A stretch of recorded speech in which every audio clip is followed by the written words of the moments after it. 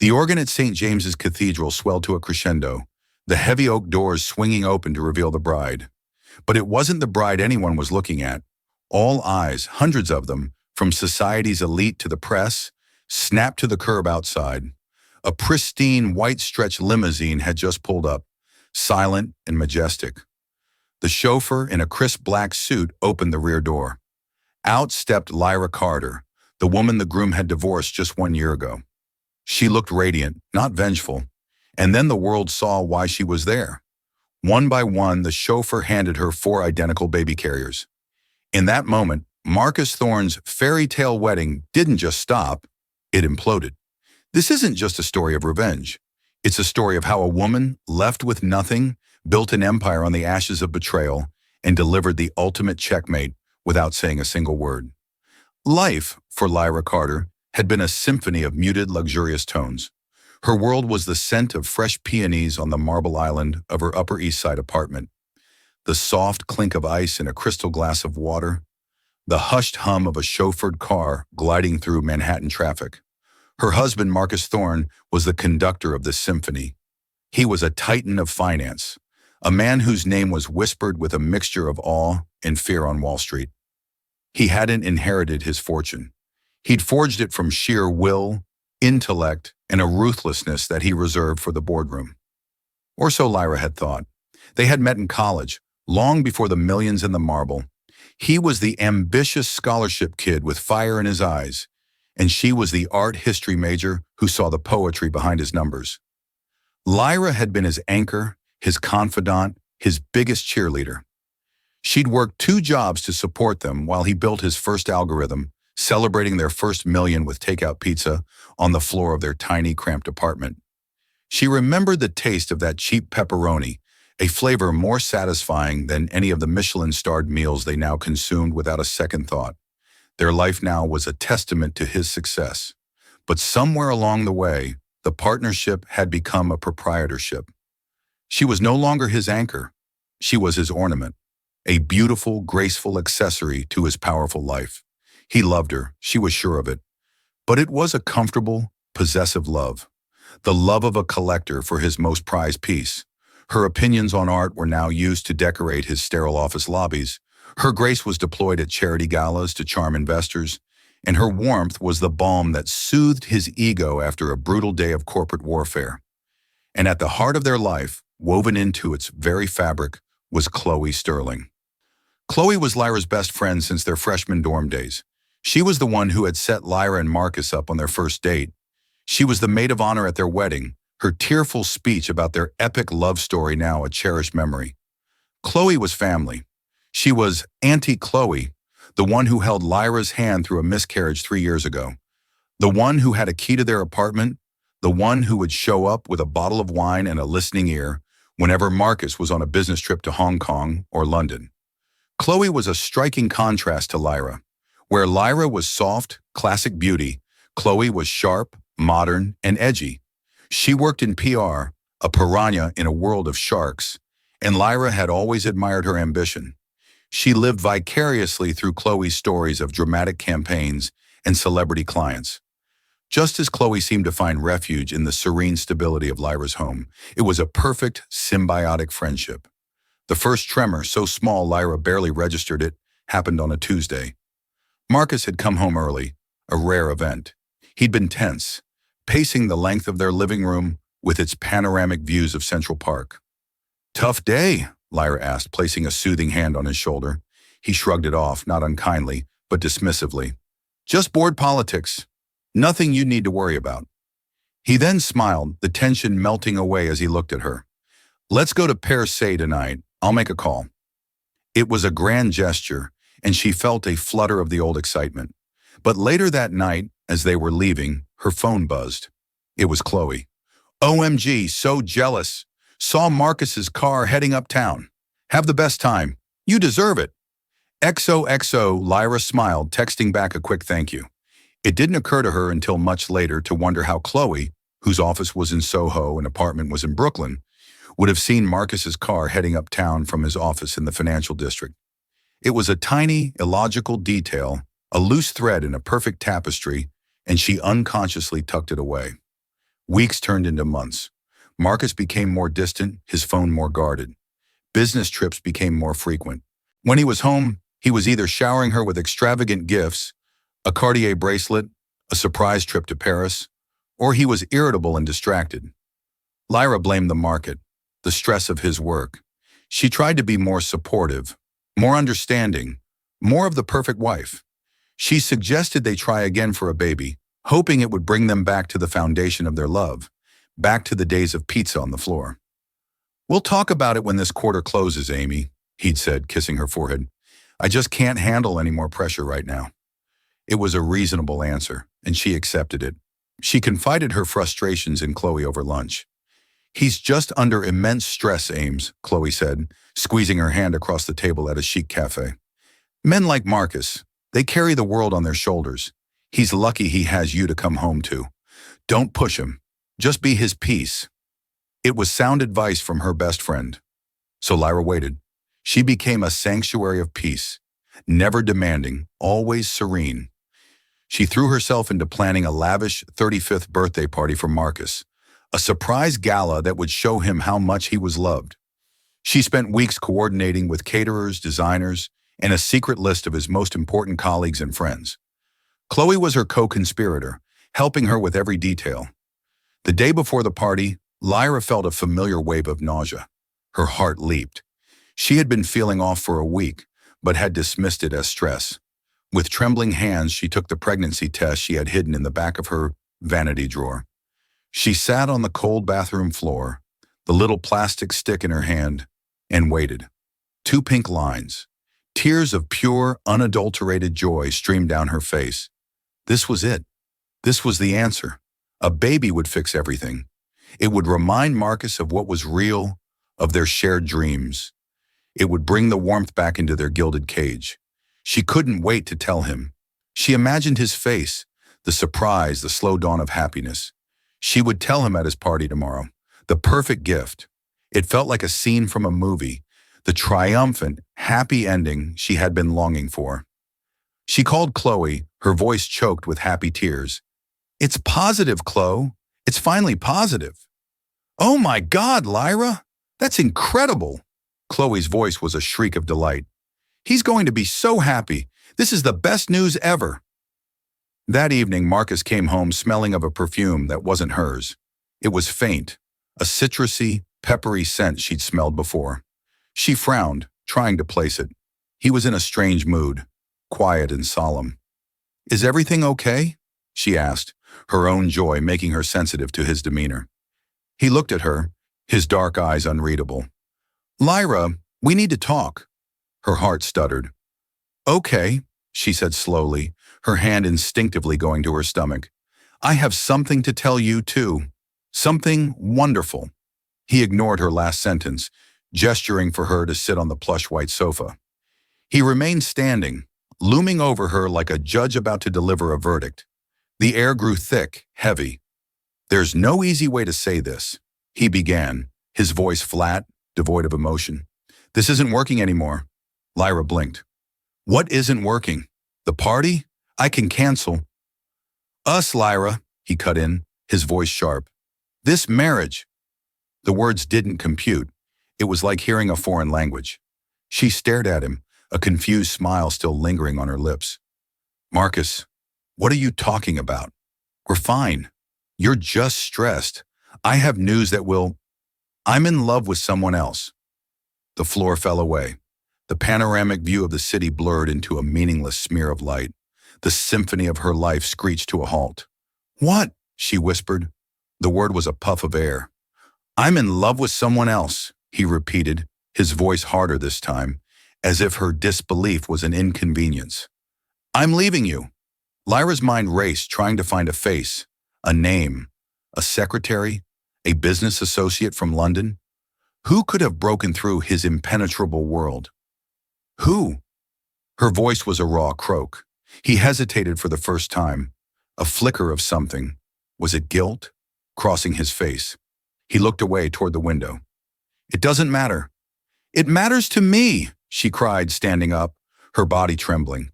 "After 12 years, you owe me a name, Marcus." He took a deep breath and finally met her gaze. The coldness in his eyes was absolute. It's Chloe. The name hit her with the force of a physical blow. Chloe. Her Chloe. Auntie Chloe. The hand she had held, the shoulder she had cried on. The co-conspirator. The PR piranha. The citrusy, peppery perfume she wore. It all crashed down on Lyra with suffocating force. The shared glances she'd ignored. The late-night texts she'd assumed were about work. Chloe's oddly specific knowledge of Marcus's schedule. It wasn't a loose thread. It was a gaping, rotting hole in the center of her life. "No," she said, shaking her head in denial. "No, not Chloe. She's my best friend." "She's more than that to me," Marcus said, his voice softening slightly, as if he were the one who needed comforting. "I'm sorry, Lyra. I never wanted to hurt you, but we've been seeing each other for 6 months. It's real. This is what I want." 6 months. 6 months of lunches where Chloe had advised her to be his peace. 6 months of lies, whispered secrets, and stolen moments. 6 months of planning his birthday party with the woman he was sleeping with. The betrayal was so profound, so complete, it was almost elegant in its cruelty. Lyra felt a bitter laugh bubble up in her throat. She looked at the man she had loved since she was 19, the man she had built a life with, the man whose child was now a tiny, secret spark inside her. "I'm pregnant," she said, the words falling like stones into the chasm between them. She watched his face, searching for a crack in the facade, a hint of the boy who ate pizza on the floor. For a second, he looked shocked. His jaw tightened. But then, the mask of Marcus Thorne, titan of finance, slammed back into place.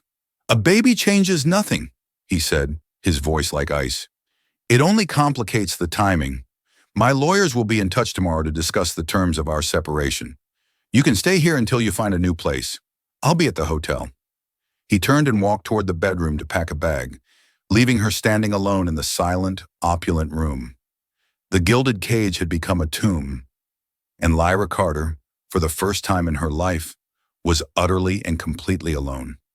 The silence that followed Marcus's departure was a living entity. It filled the cavernous apartment, pressing in on Lyra from all sides, amplifying the sound of her own ragged breathing. The peonies on the counter began to wilt.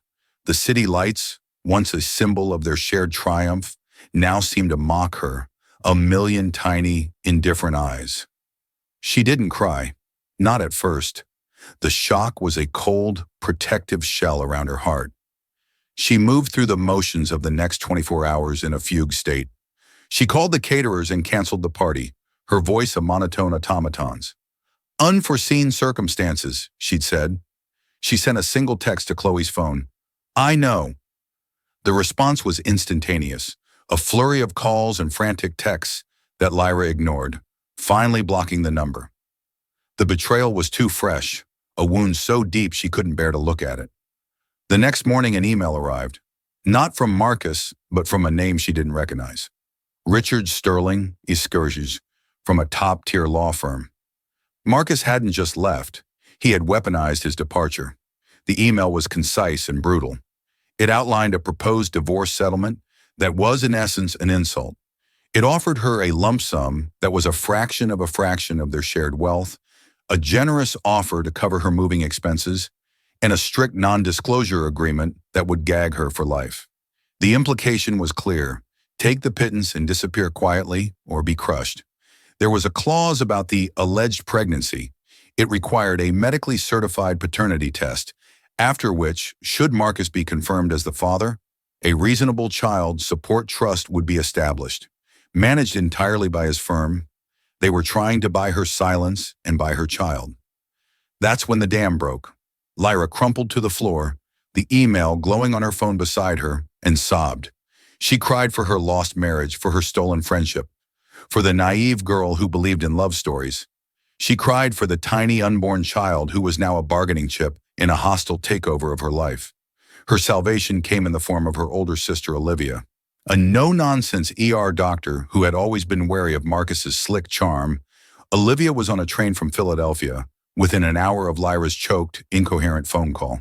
She arrived to find Lyra amidst a sea of moving boxes, her face pale and swollen. Olivia didn't offer platitudes. She took one look at the legal email, her lips thinning into a grim line, and took charge. "Right," she said, her voice crisp. "He wants to play dirty. Fine. But he's not playing against a doormat. He's playing against us." Within a week, Lyra was out of the apartment she had once called home and living in the spare room of Olivia's cozy, slightly chaotic row house in Philadelphia. It was a world away from the sterile luxury of Manhattan. The air smelled of old books and coffee, not peonies and privilege. It was real. For the first time in days, Lyra could breathe. Olivia found her a lawyer, a sharp, empathetic woman named Jessica, who specialized in high-conflict divorces. "Don't engage with them directly," Jessica advised during their first meeting. "Let me be the shield. You focus on one thing and one thing only, you and your baby." The word baby was a constant, terrifying, and yet grounding presence. The morning sickness was relentless, a physical manifestation of the poison that had infected her life. She was exhausted emotionally and physically. The first ultrasound appointment was a day she dreaded and yearned for in equal measure. Olivia took the day off to go with her. Lying on the crinkly paper of the examination table, Lyra held her breath as the technician, a kind woman named Maria, moved the cold, gel-covered wand over her stomach. "Okay, let's see what we've got here," Maria said, her eyes on the screen. A grainy black and white image appeared. Lyra's heart clenched. She saw it, a tiny flicker, a heartbeat. "There's the heartbeat," Maria said, smiling. "Strong and steady, and... oh." "Oh?" Olivia asked, leaning forward. "Is something wrong?" "Not wrong, no," Maria said, her brow furrowed in concentration as she zoomed in on the image. "Just unexpected. There's the first one, and there's the second one." "The second one?" Lyra whispered. "Twins?" The idea was both terrifying and thrilling. Two heartbeats, two tiny lives to fight for. Maria was silent for a moment, navigating the ultrasound wand carefully. "Okay, so we have baby A and baby B, and... Well, there's baby C." Olivia grabbed Lyra's hand. "Triplets? Are you serious?" Lyra's mind went blank. Triplets. How could she possibly manage triplets on her own? The cost, the logistics, the sheer physical toll. It was unthinkable. Maria let out a low whistle. She turned to another screen, typing furiously, then looked back at the main monitor. She pointed with a pen. "You see this membrane here? And this one? We have 1, 2, 3, and... my goodness, wait just one moment." She left the room and returned with the supervising obstetrician, Dr. Miller, a calm, gray-haired man who looked at the screen with a practiced eye. He watched for a full minute, a slow smile spreading across his face. He turned to Lyra, his expression one of profound wonder. "Ms. Carter," he said, his voice gentle, "it appears you're having quadruplets, and from what I can see, they look like identical monoamniotic monochorionic quads. It's extraordinarily rare. 1 in millions." The room spun. Quadruplets. 4. 4 heartbeats. 4 babies. Lyra started to laugh, a hysterical, unhinged sound that quickly turned into a sob. Olivia wrapped her arms around her own eyes wide with shock. 4. It wasn't a complication. It was a deluge. It was an impossibility. It was a miracle. Jessica, her lawyer, was pragmatic when she heard the news. "This changes the game," she said over the phone. "This isn't just about child support anymore. This is a matter of significant, lifelong need. We're filing for a substantial increase in temporary support, effective immediately. Let's see how Mr. Thorne likes this headline." The response from Marcus's legal team was swift and venomous. They accused her of fraud, of undergoing fertility treatments behind Marcus's back to trap him. They demanded access to all her medical records. They painted her as a manipulative gold digger. The cruelty stole her breath. Marcus knew about their struggles, about the miscarriage. He knew she would never. How could he think that? Or was it that he didn't care what was true? He just cared about winning. The stress took its toll.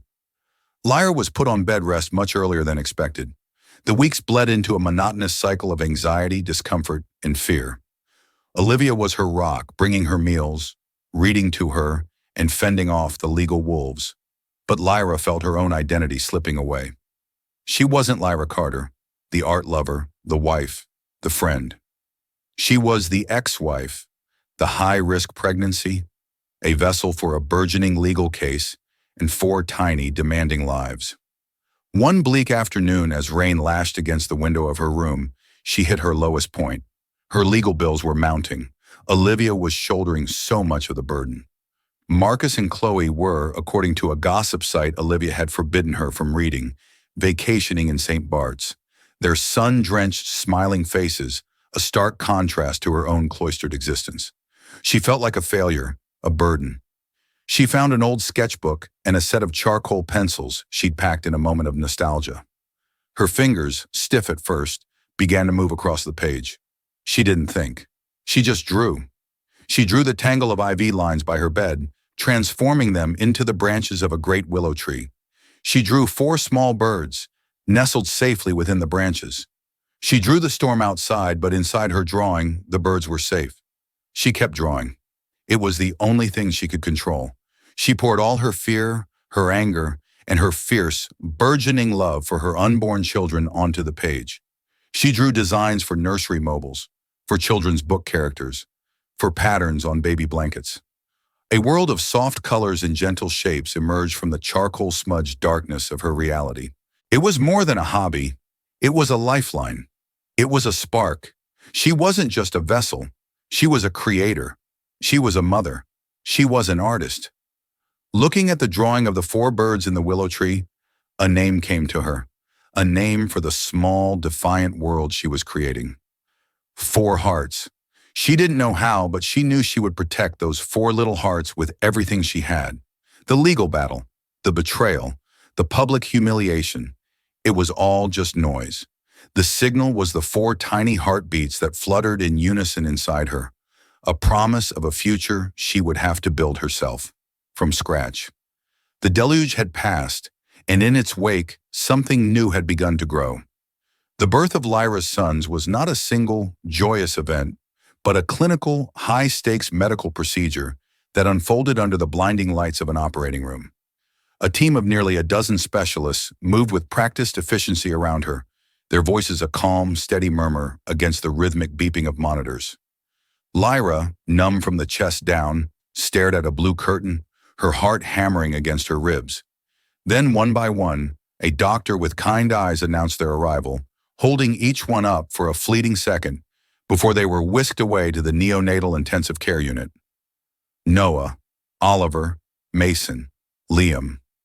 4 distinct miracles, 4 tiny, impossibly fragile beings. Seeing them for the first time was a sacred, terrifying experience.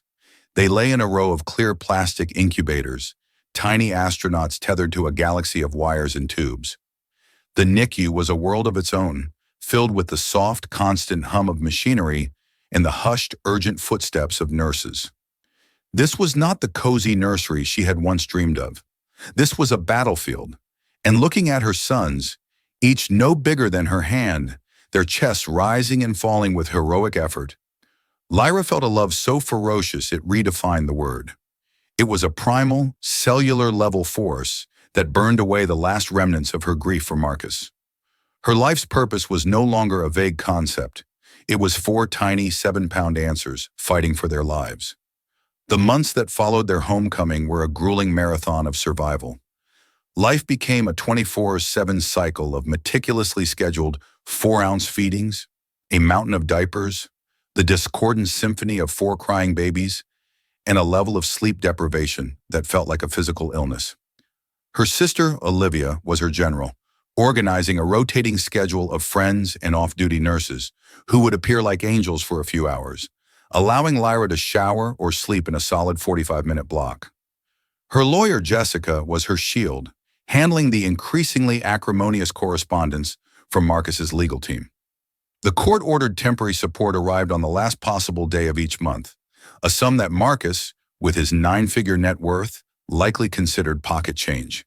It was a calculated cruelty, enough to cover the rent on her small, 2-bedroom apartment and basic necessities, but it left no room for the specialized equipment, physical therapies, and mounting medical copays that were the reality of raising 4 premature infants. An email from Marcus's accountant accompanying the first payment was icily polite, referring to the funds as a disbursement related to the pending paternal matter. They weren't his children. They were a line item, a legal inconvenience. One night, faced with a choice between buying a specialized breathing monitor for Liam, the most fragile of the 4, and paying her electricity bill, Lyra broke down. The sheer weight of her responsibility felt crushing. It was in that moment, sobbing quietly in her kitchen, that she saw the Vanity Fair article on Olivia's tablet. Marcus and Chloe, bathed in the golden light of a sunset in the Hamptons, announced their engagement. The article was a masterpiece of public relations, painting their affair as a faded whirlwind romance. It mentioned Marcus's recent divorce as a brief, amicable parting of ways, a footnote with no mention of a pregnancy, let alone 4 sons. Looking at the glossy photo, Chloe flashing a diamond the size of a robin's egg, Marcus beaming with possessive pride, Lyra felt a surprising and complete emotional disconnect. There was no pain, no jealousy. There was only the cold, sharp clarity of a problem to be solved. They lived in a world of fiction. She lived in reality, and reality had bills to pay. That night, after settling the boys into a rare, synchronized sleep, she found the sketchbook and charcoal pencils she had packed away. In the quiet solitude of her living room, surrounded by the gentle chaos of her new life, she began to draw. It was more than a hobby. It was an act of reclamation. Her hands, which had spent months doing nothing but changing, feeding, and holding, remembered their old language. She poured her exhaustion, her fear, and her fierce, boundless love onto the page. She drew 4 tiny lion cubs huddled together and protected by a great, benevolent lioness. She drew whimsical patterns, gentle landscapes, and characters for books she would one day read to her sons. The idea for her first product was born directly from the sterile environment of the NICU. The standard baby's first milestone cards felt hollow, celebrating moments like my first smile when she had been celebrating first-time breathing without a ventilator.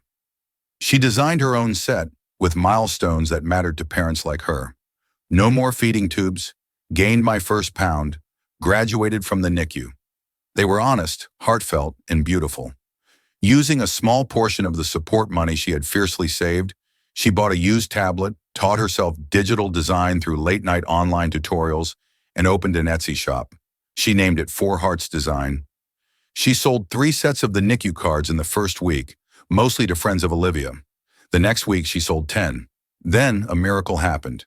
A popular parenting blogger, whose own twins had spent time in the NICU, discovered her shop.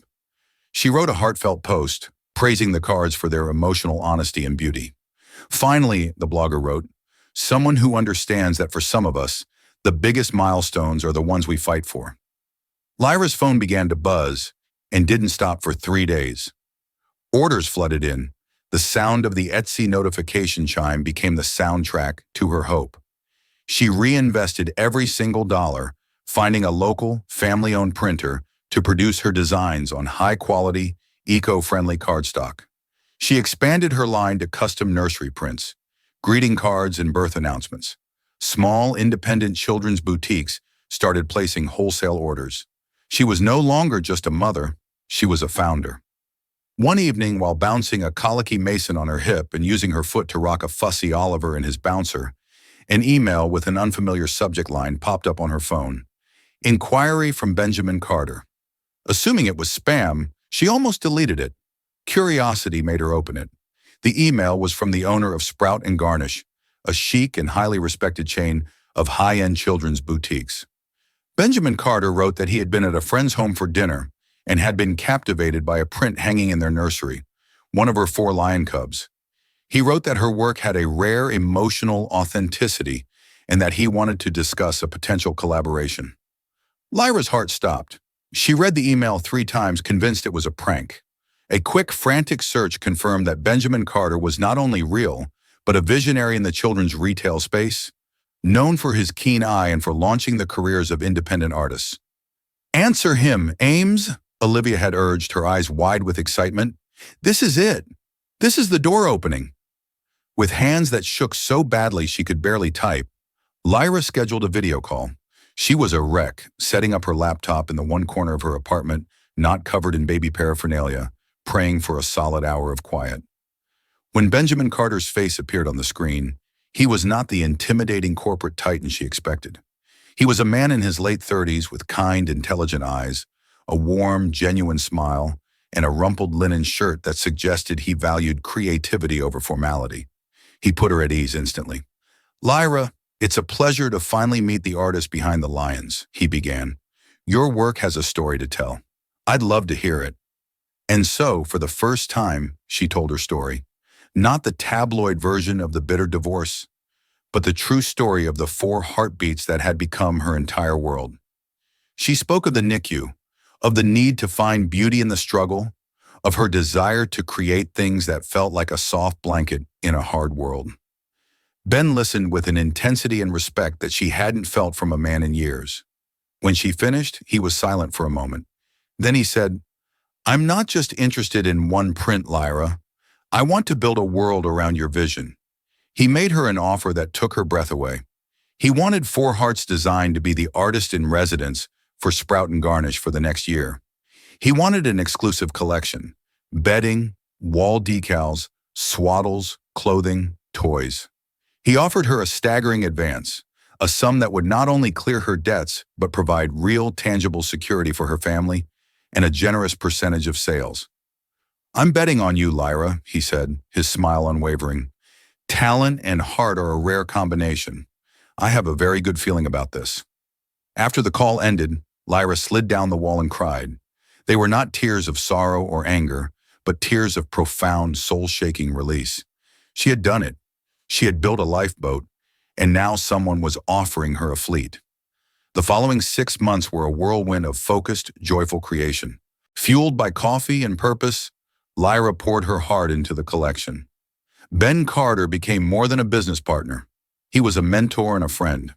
He guided her through the complexities of supply chains and manufacturing, respected her creative instincts fiercely, and celebrated every small victory. He never asked about Marcus. He was interested in Lyra Carter, the artist and entrepreneur. The 4 Hearts Design collection launched in Sprout and Garnish stores to critical and commercial acclaim. Forbes ran a feature on her, the headline proclaiming, "From heartbreak to high-end, the unlikely rise of Lyra Carter." The article celebrated her resilience and business acumen. She was no longer a scorned woman. She was an inspiration.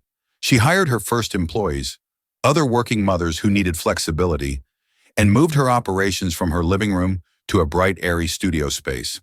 The news of her success inevitably reached Marcus. His response was petty and predictable. A cease and desist letter arrived from his lawyers, claiming that since the intellectual property of her ideas was conceived during the marriage, he was entitled to 50% of her company's profits. The letter, meant to intimidate her, had the opposite effect. She handed it to Jessica, who laughed out loud. "Oh, he's wounded," she said with a grim smile. "This is the desperate flailing of a narcissist who can't stand that you're succeeding without him. Let me handle this." Jessica's legal response was a work of art. It not only refuted his baseless claim, but included a formal counter-demand for full reimbursement of all previously unclaimed medical expenses for the boys, with itemized receipts. The claim was quietly dropped. The final piece of mail arrived not at her home, but at Jessica's office. It was a thick, cream-colored invitation, the names Marcus Thorne and Chloe Sterling, embossed in gold script. It was an invitation to their wedding at St. James's Cathedral. But the invitation was also a notice. They had scheduled the final signing of the divorce papers to happen on the same day, a final public act of erasure. Lyra looked at the obnoxious piece of cardstock. Then she looked around her bustling studio, at the beautiful, gentle world she had built. On her desk was a framed photo of her 4 sons, laughing in a pile of autumn leaves. She thought of the woman she had been, crying on her kitchen floor, terrified of the future. The invitation wasn't an insult. It was an opportunity. A stage had been set, and she finally knew her role. She picked up her phone and called her lawyer. "Jessica," she said, her voice perfectly calm and dangerously clear.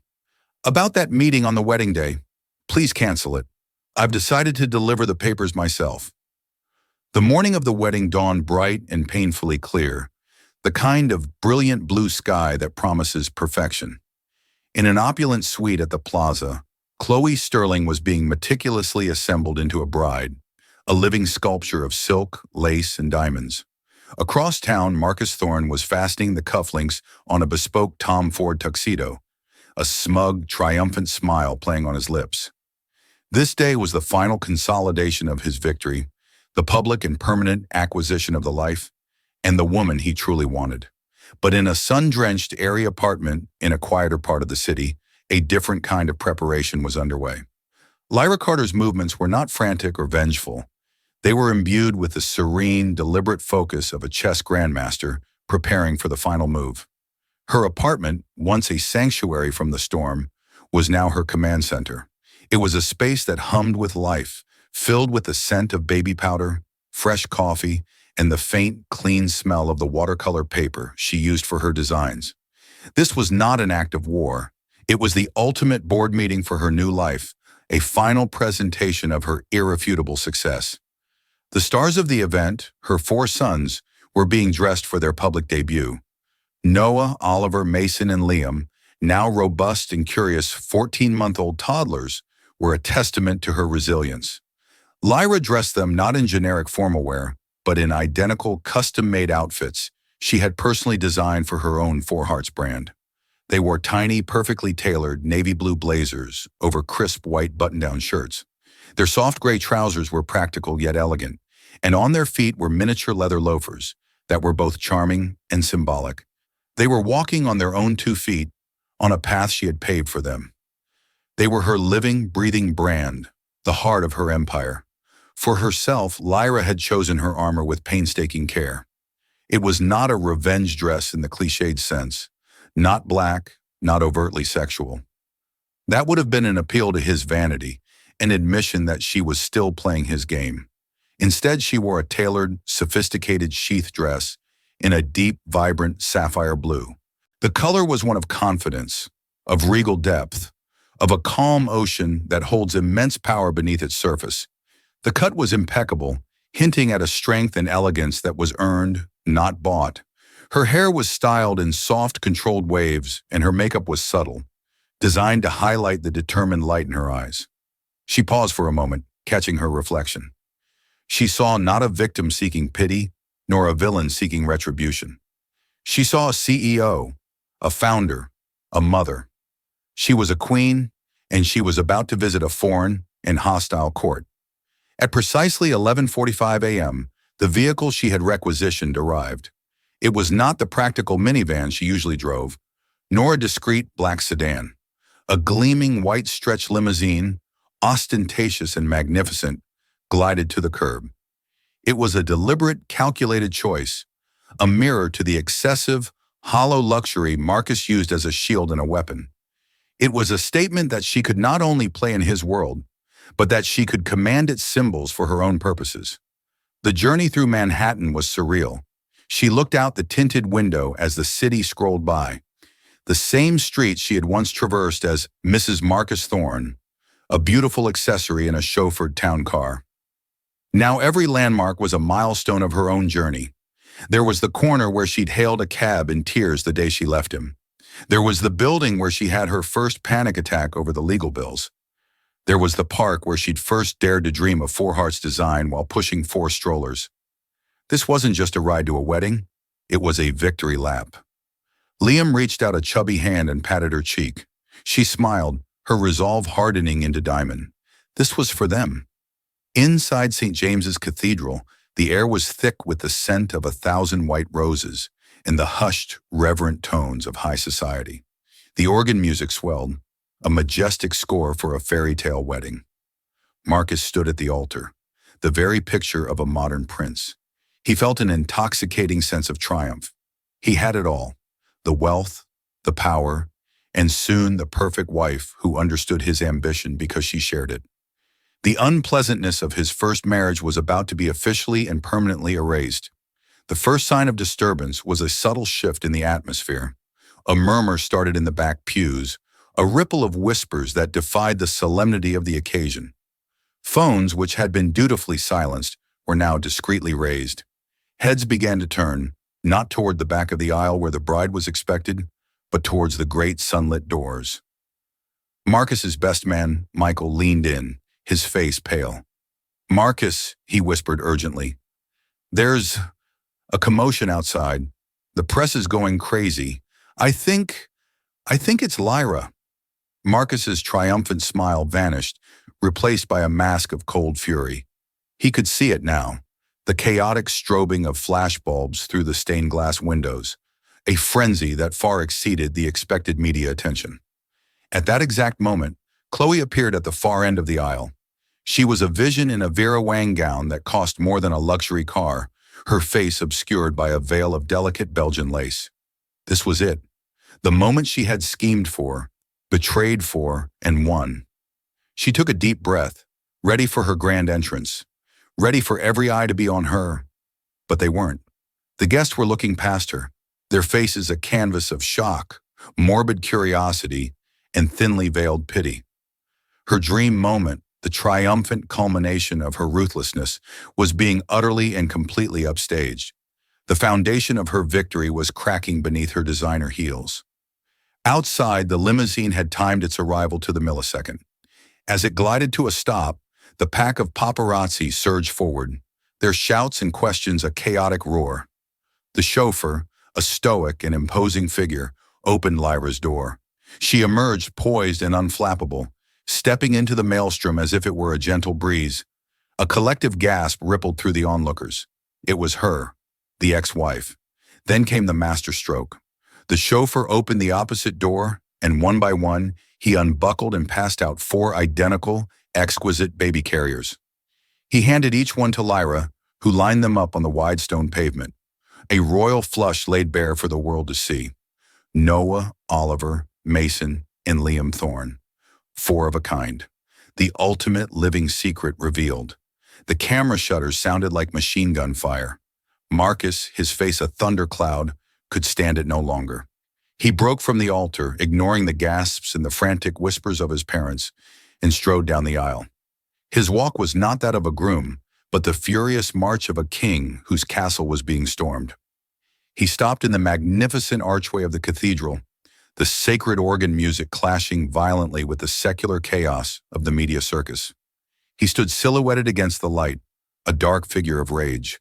"Ah, what in God's name do you think you're doing, Lyra?" he hissed, his voice a low, trembling wire of fury. He kept it quiet, but the venom was potent. Lyra looked at him. She looked at the man she had loved, the man who had built an empire with her support, the man who had discarded her like a preliminary draft. And she felt nothing.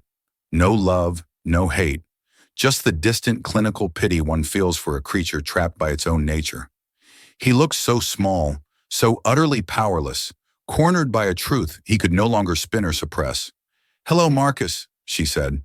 Her voice was even and clear, carrying easily to those nearest the door. It was the voice of a woman in complete control. "I was told you needed some papers signed to finalize everything today. I thought I'd save your messenger the trip." She reached into her chic, sapphire blue handbag, a product from a designer she now collaborated with, and retrieved a simple manila envelope. Confused and wary, Marcus snatched it from her hand. He tore it open, expecting to see his copies of the divorce decree.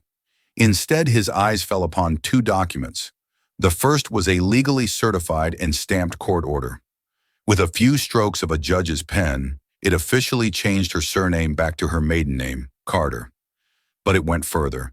It also changed the legal surnames of her 4 sons, Noah Carter, Oliver Carter, Mason Carter, Liam Carter. It was not just a rejection of his name, it was the complete and total erasure of his lineage, his legacy carried out in cold, black and white print, his face drained of all color. Before he could process the depth of that cut, his eyes fell to the second document. It was not a request, but a finalized court-stamped invoice. It was a bill for exactly 50% of the astronomical medical expenses incurred during the boy's premature birth and long stay in the neonatal intensive care unit. Critical costs his reasonable court-ordered support had meticulously avoided. The document noted in stark legal terms that a lien had already been placed against his primary private investment fund to be executed automatically at the close of business that day. It was not a plea for money, it was a seizure of assets, a financial checkmate executed with the same ruthless precision he so admired in himself. He looked up from the papers, his world tilting on its axis. He looked past her, at the four identical perfect faces staring back at him with wide, curious eyes. His sons, the ones who no longer carried his name, the ones whose very survival he was now legally and financially accountable for in a way he could not escape. He was seeing them for the first time, and in the same moment, he was losing them completely. "I just wanted you to see them once," Lyra said, her voice softening just a fraction, a whisper of the woman she used to be, which only made her current strength more profound. "I wanted you to see what you threw away. Not just me, them." Her gaze drifted pointedly past his shoulder, up the long aisle to where Chloe stood, a frozen statue of ruined dreams, her veil now looking like a shroud. "And I wanted to wish you both," Lyra finished, her voice returning to a cool, clear tone, "the life you truly deserve." With that final, devastatingly polite pronouncement, she turned her back on him. She did not run. She did not hurry. With the calm efficiency of a mother who had done this 1,000 times, she and the chauffeur secured her 4 precious boys into the limousine. She settled into the plush leather seat, not looking back at the wreckage she had wrought. As the pristine white limousine pulled away from the curb, gliding silently into the flow of city traffic, it left behind an indelible tableau of ruin. Marcus stood paralyzed in the church doorway, clutching 2 pieces of paper that had just dismantled his identity. Chloe remained frozen at the end of the aisle, the triumphant music replaced by a rising tide of scandalized whispers. The story was no longer his to write. It was already flashing across phone screens around the world. The wedding grotesquely continued. The vows were exchanged, the rings placed on fingers. But it was a ghastly pantomime, a hollow ceremony haunted by the ghosts of 4 tiny boys and 1 unbreakable woman. Their union wasn't consecrated with love that day. It was sealed in mutual, public disgrace. Lyra Carter had not come to his wedding to crash it. She had come to close a deal, and in doing so, she had completed the most successful, hostile takeover of her own life. Lyra's story is a powerful testament to the fact that our greatest chapters are often born from our deepest wounds.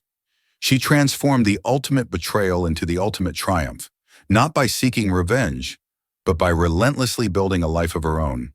She proved that true wealth isn't about what you have, but about what you create from what you've been given, even when that seems like nothing at all. Her journey reminds us that inner strength, resilience, and a mother's love are forces more powerful than any fortune or social standing. She didn't just get even, she got ahead on her own terms for her and her 4 little boys. If Lyra's story of turning heartbreak into a thriving empire inspired or moved you, please give this video a thumbs up to show your support. Share it with someone who might need to hear a story of incredible resilience. And for more real-life stories of triumph against the odds, make sure you hit that subscribe button and turn on notifications. What did you think of Lyra's checkmate moment? Let us know in the comments below.